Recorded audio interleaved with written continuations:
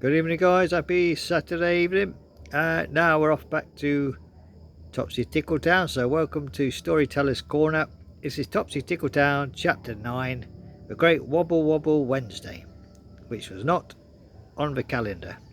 So we've got a Wednesday on a Saturday. So here we go, guys. Let's read on. The trouble began on a perfect ordinary Tuesday. This was immediately suspicious. At exactly 9 o'clock, or possibly 9-ish, clocks were arguing.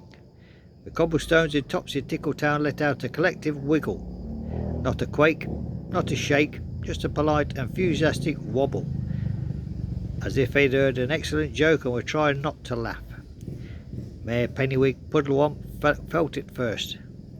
That, she said firmly, gripping her clipboard, was not scheduled. Across the square, Mayor Jigglywigs bounced once, twice, and landed in a flower pot. Best Tuesday I've had in ages, he declared. Within minutes the town was wobbling in earnest.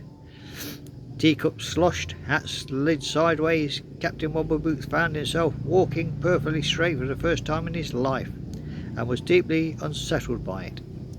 I don't trust this, he said. My boots aren't arguing with me. Sir Stumblepants attempted to sit down, missed the chair entirely, landing gracefully on his passing.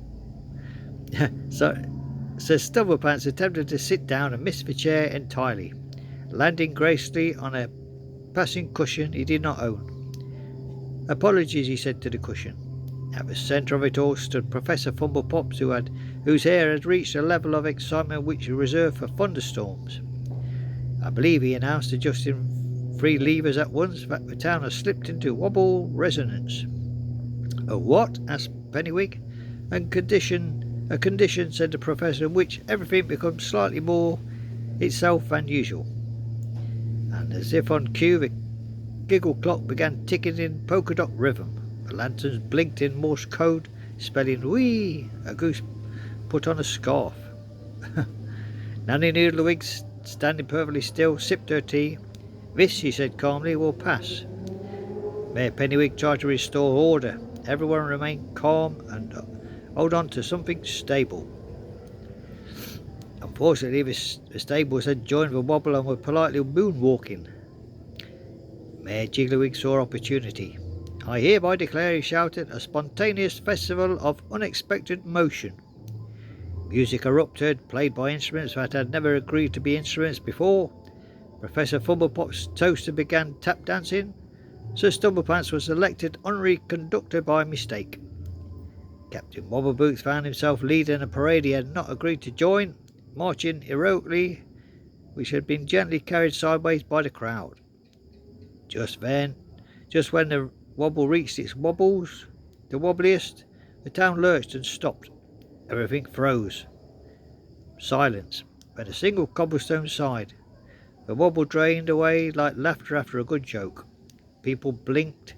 Hats returned. The goose removed its scarf.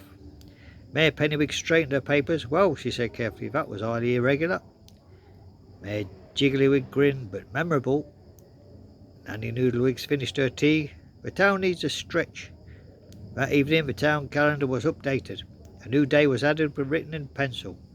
Wobble Wobble Wednesday appears when needed. There you go, guys. Sometimes joy arrives unplanned, untidy, and a little ridiculous. And life is better when we let it dance through us. There you go, guys.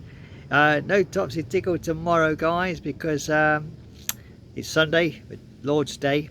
So join me for Monday. We're back to Topsy Tickletown, which is Chapter 10, The Aftermath of Wobble Wobble Wednesday. So there you go, guys. Take care now. I'm much rushed tonight.